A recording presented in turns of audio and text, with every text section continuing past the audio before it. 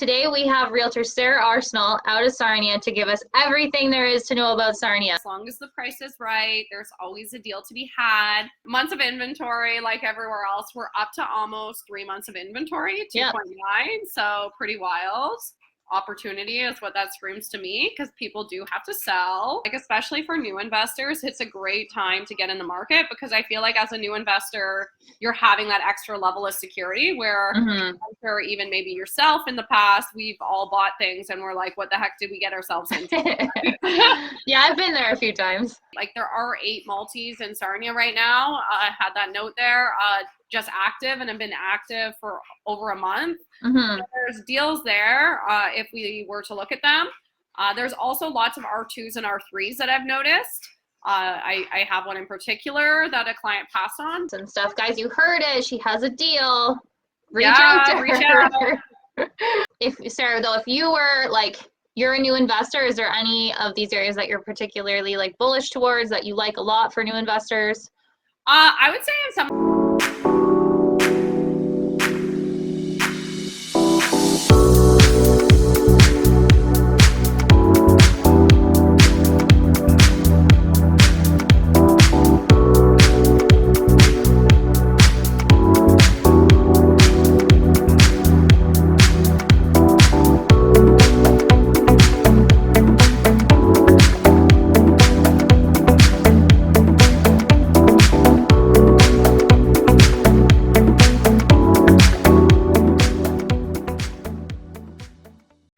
What's up, everyone? Welcome back to the Canadian Real Estate Channel. I am Kayla Smith, Realtor Investor out of the Niagara region. But more importantly, today we have Realtor Arseneault out of Sarnia to give us everything there is to know about Sarnia. Sarah, what's up? How's it going? Hey, doing well. Things are moving. I'm sure same in Niagara. As long as the price is right, there's always a deal to be had. And you know, still fear in the market, but let's dive into my presentation and we'll look at what's happening in Sarnia. Awesome. All right. So as you mentioned, we're going to look at the September stats this month. What we're seeing, and I talked about it last month as well, but basically the median price has went down. So I think when I started on the channel, maybe in April, it had even got up to around 560,000 was the average kind of median. Year over year. And now as of September, it was 500,000. So as you see, we've come down approximately 60,000. But if you look at it from last year, it's still up 14% over last year's minimum. So that's pretty good, actually, in comparison. Good. I know everyone's like, well, the pricing is coming down, interest rates, everything. And it's like, yeah, but we're still over last year. Like, yeah. And I think this shows it shows the demand with immigrants coming in and all these programs, and you know, the lack of housing is still so evident, because if there wasn't a lack of housing, it would have tanked the market a lot more with the interest rates. Absolutely. So that's what I'm seeing happening. We did, September was the same as August in a 10-year record for the number of new listings hitting the market. So, which is interesting, because usually we see it start to pick up in September. It's interesting that you saw the same in August. Yeah. So I think what was happening too, and I know just even with clients calling and wanting to sell, you know, my recent listings, it was like, okay, you know how before it was the frenzy of, oh, rates are so low, they're going down, buy, buy, buy. Yeah. Now the opposite is occurring. Yeah. Right? So it's like, oh no, the bank, what is it, the 25th of October, whatever the next one is. Yeah, in a week. Yeah, so they're like, oh, it's going to go up again, so let's sell before then.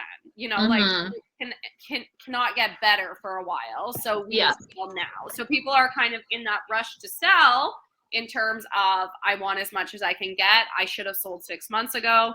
Right. Now I need to sell. So yes. I think that's what's happening, especially locally. I see we have a lot more multis on the market too than we ever had in terms of people are slower to buy them. Maybe because the sellers don't have the cap rate right? They're still wanting that 4% cap rate. Yeah. Buying. But two, I think people are trying to get out of kind of like the stocks. When market goes down, people are trying to liquidate and capture the cash while they can. Yeah. So a bit of both. Homes are taking a bit longer to sell. I think this is similar to last month I was on the channel, but they're about 17 days in September. but they are still selling for 98% of their asking price. These are not like super doom and gloom in my opinion. Like these are pretty strong stats considering what we're seeing, you know, in the headlines and stuff. It looks like your market's holding pretty strong. Yeah, they're definitely not doom and gloom. I feel Sarnia is always a bit of a lagger behind in terms of, you know, what's happening in Niagara, what's happening in Toronto, what's happening in London. It hits us last. But I think it comes down to people have to be realistic, right? If you're going to pulling comparables is like pulling teeth for me right now. Like, yeah, you can't pull 90 days and expect that your house is going to go for that, right? Like, yeah, I think we're working within like 30 if we can, 45 if we have to. Exactly. So especially when investors are like, give me 90 days, I'm like, even comparables, it doesn't matter. You're an investor. Let's look at the cap rate. Yeah. And even for refinancing, just because it's another one sold for less, it's going to show you nothing because you don't know the cap rate. So I think everyone just needs to remember to keep things in check and what's going on.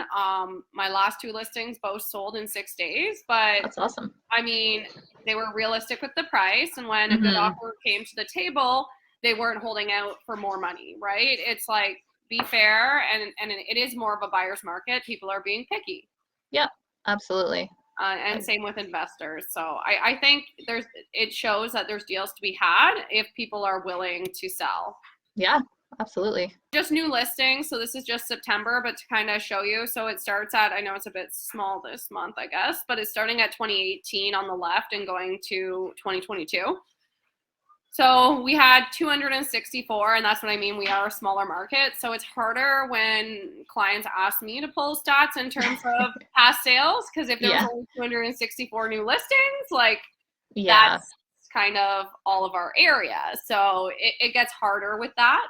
And it just comes down to pulling the best comparables possible. But that would be definitely higher because in 2018 we had a pretty balanced market, and we're still about 60 extra listings. Yeah, for such like you said, the smaller market, that's a pretty steep increase in listings, especially from last year, but even the years previous to that.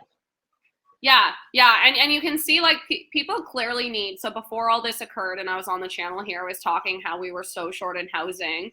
You know, like it was so many months behind on housing. There was like 30,000 people looking for houses and in the area. So I think that shows the scare in the market too, because where did all that demand go, right? Yeah. Like clearly it's changed and people are halting, right? So for your market, Sarah, is it primarily where, just so you know, if people are hopping on for the first time, in terms of investment properties, are you seeing it's mostly multis? I know that there is, you know, you could have some student housing in there. Is it people doing Airbnb in Sarnia? Like, what are you seeing out your way for your clients? Yeah, so Airbnb in Sarnia is not allowed anymore unless you kind of live in the home. Short-term rentals are more of a thing in terms of like over the 30-day mark. So let's say it's a 3 to 6 month furnished, you know, for people working in the area. It's rentals, so multis, that's for sure. Homes that are like legal non-conforming, so like your R2s, R3s. Diving into those more so with clients just because you can get this similar price point to a duplex, but making sure it works for the conversion. Awesome. And then townhomes, I mean, they're getting back into a price range where it might make sense depending on your portfolio. They were getting quite high up there with the low rates, but now they are like, I mean, even single family homes, I've seen them sell under 300,000, which for the last year wasn't possible, right? So it really depends on your strategy, but rents are still super high here. There is student housing, definitely more so international student housing in terms of international students, a bit different than your area, but I would say rent prices are pretty solid. Townhomes might be anywhere from 1,800 to 2,100. So it really just depends kind of what you have into it and what makes sense for you. Awesome. Good to know. Yeah. Sales activity. So I think this just mirrors what we were talking about in terms of fear. So it is down to 130 sales in September from about 160 basically right since 2018, right? So that was pretty standard how much sold a month, and that's quite a bit down for the size of the market. So good time to buy. We're not seeing the competition, especially lots of conditional sales, just like your area. So it makes it a juggle, but that's something that is working in favor of a lot of buyers right now. Yeah. I just had a buyer that wanted this legal non-conforming, and they found some foundation issues due to an inspection that they didn't like. Now, it could be repaired, but in their case, they decided that it wasn't for them. Mm-hmm. But you know, a year ago, would that have happened? Would they have even had that in multiple offers? So that's what I mean. Like, especially for new investors, it's a great time to get in the market, because I feel like as a new investor, you're having that extra level of security where I'm sure even maybe yourself in the past, we've all bought things and we're like, what the heck did we get ourselves into? Yeah, I've been there a few times. Yeah, and I mean, that can even be found with a home inspection, with professionals. But compared to what's happened this last year, where you just kind of have to take that more risk, we're at a point where it's nicer for a new investor to enter that market and have all their ducks in a row prior. Yeah, I feel like your market, even just from a price perspective and like your inventory situation at the moment, really does work for first-time investors, even if they're on a limited budget. Like, it seems like it's a pretty favorable market for that. I mean, in Niagara right now, we have, I think, 4 freehold houses under 300,000 in the total Niagara region. So I feel like if you have that to offer in your small market, that does mean that there's a bit more of an affordability piece there. Yeah, and I don't think rents are really all that different, right? Like, what would you say, I don't know, like a 2-bedroom, like a standard either freehold home would rent for, Ooh, we don't really, weirdly enough, you don't see a ton of 2-bed houses. Like, all of our towns and stuff. Yeah. Our 3-bed, it depends on the age, but most recent, like between 2,000 and 2,500, depending on if it's what it is. Obviously you get into the more luxury town, newer ones. Yeah. We have a lot of those, so they go kind of higher and higher. But yeah, your standard townhouse, I would say you're kind of looking at for a 3-bed, 2-bath would be around that price. So basically the same as what Sarnia has to offer. So very similar price point, but you can get into that lower price buy-in. So I think that's also why, I do think Sarnia is great for any investor, because the rents and the rental, like you put out a rental and there's 30, 60 people applying, like it's there. So it's just really, and I say too, like if you're from out of town, like Toronto investors, like you have to at least come down here first and let's have a discussion. We're not buying without you seeing the town, because every investment, people invest in Niagara and not Sarnia for a reason, right? It might be because it's closer for them. Like it needs to be right for the buyer as well.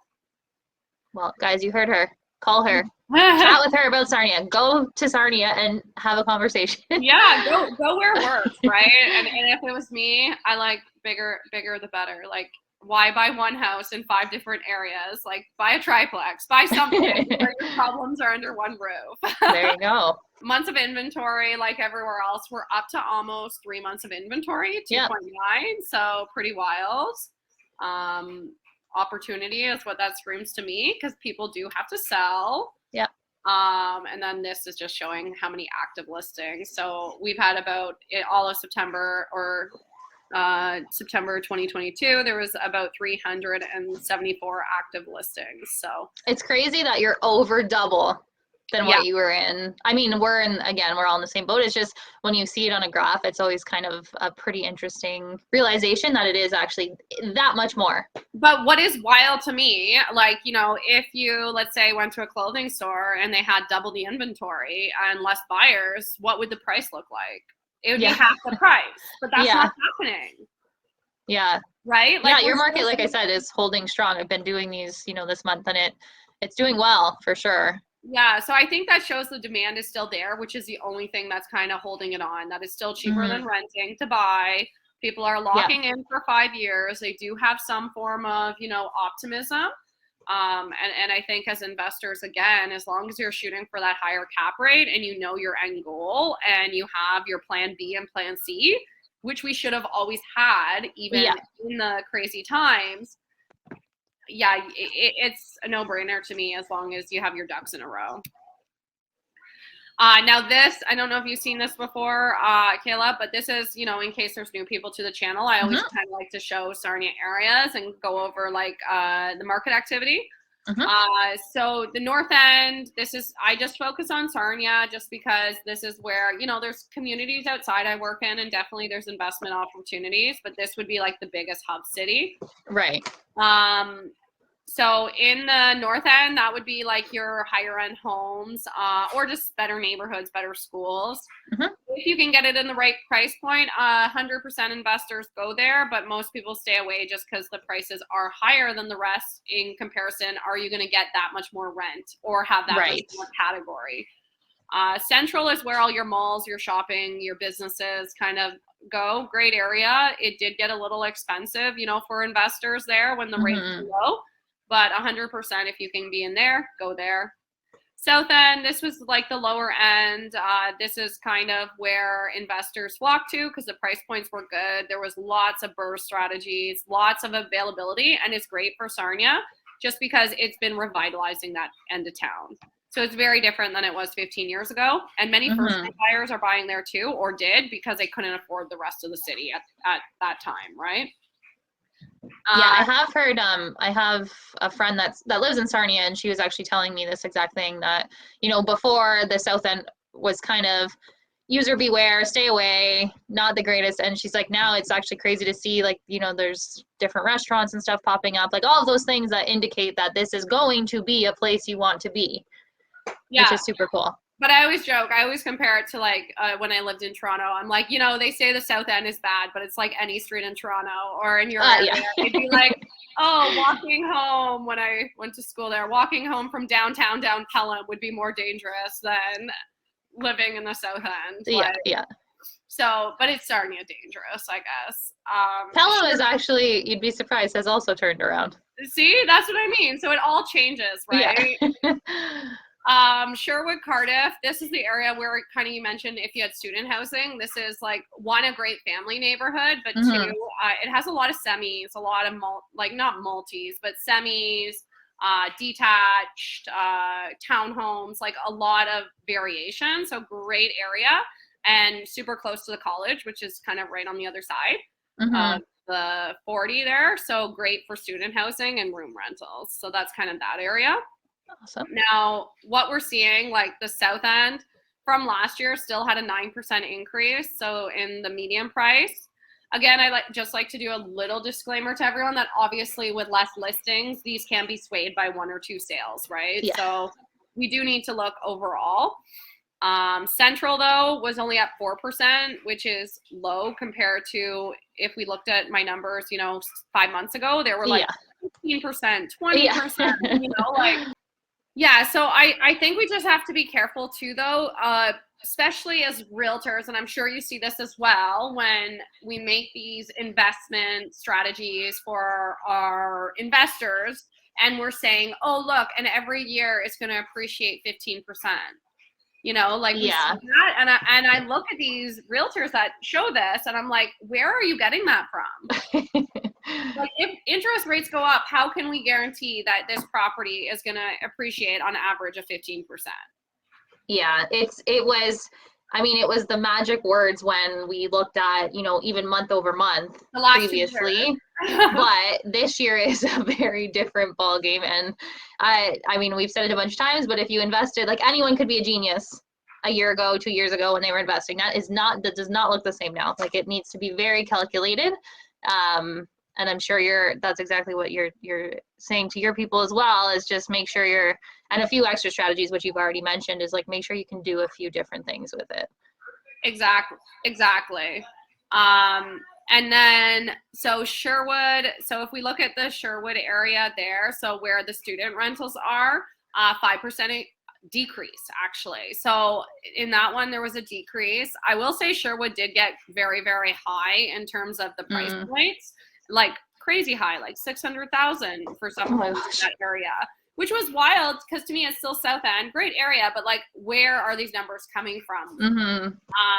So I see why it decreased. It went from 408 to an average of 389, but I also see a lot of homes sitting in that area right now.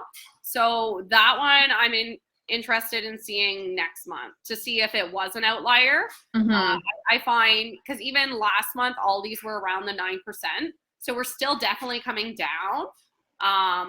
but I want to see if that decreases again or if it was just an outlier. So we'll see on that one. I also think the Sherwood one, like I said, there's a lot of townhomes in there. And I think there might be quite a few townhome sales versus single families. So that's like like you said, your market, because it's smaller, it can skew the stats a bit. Yeah, so we'll see there. And then the last, like the North End area, it is a 7% increase. This has always been like the more modest area. And if you've been watching the channel long, people would have heard me say, like, it's always been a higher end area. The price point has always been higher. So I feel the growth is just slower in terms of the price of the average home sale. So that's kind of the areas. If we were investors and you're new to this channel, I would say right now, anywhere is fair game. Like I've seen some homes sell in the North End that people just didn't want conditions. They needed a cash offer and they went, you know, 60,000 under what they should have. Anywhere is fair game if you have a game plan. If Sarah, though, if you were like, you're a new investor, is there any of these areas that you're particularly like bullish towards that you like a lot for new investors?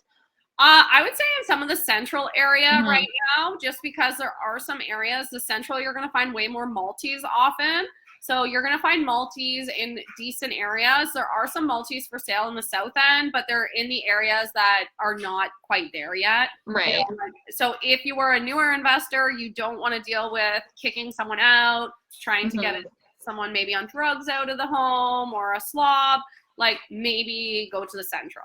Okay. The central would be great. Like there are 8 multis in Sarnia right now. I had that note there, just active and have been active for over a month. So there's deals there if we were to look at them. There's also lots of R2s and R3s that I've noticed. I have one in particular that a client passed on, but I thought was really good.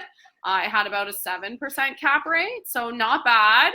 And it was under the 500,000 mark. So there are definitely deals out there and these people want to move, right? A lot of them, especially the R2s and R3s, the people are living in them and trying to buy new homes. They're not investors, right? Right.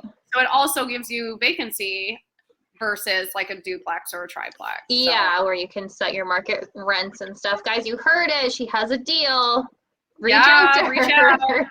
But they come up, right? So there are benefits of going to that R2 and R3 versus the duplex or triplex as well, especially because they are legal in the city's eyes, right? As long as you follow the rules. So it depends your strategy, right? Are we holding? Are we flipping? Like, what is our strategy? But I think that's all I have for you today. Between our, our tech difficulties and both of our lives being thrown upside down this month, we made it through. We did. Well, Sarah, where can they find you? If they want to reach out for this great deal and everything else Sarnia has to offer, where can they find you? Yeah, so reach out. She will sell it on Instagram and Facebook. Make sure you're following my new account and not my one that was hacked, 6 months ago. Instagram is still not taking that down. Reach out. All my numbers are on there to call me and we can get you set up on auto email or find you a deal that works for you. Awesome. Thanks so much, Sarah. Guys, it's Kayla Smith here. Again, if you want to reach out to me, all of my information's below. You can follow me on Instagram at Agent Kayla S. And again, thank you again for watching the Canadian Real Estate Channel. Make sure to like and subscribe and stay tuned for more.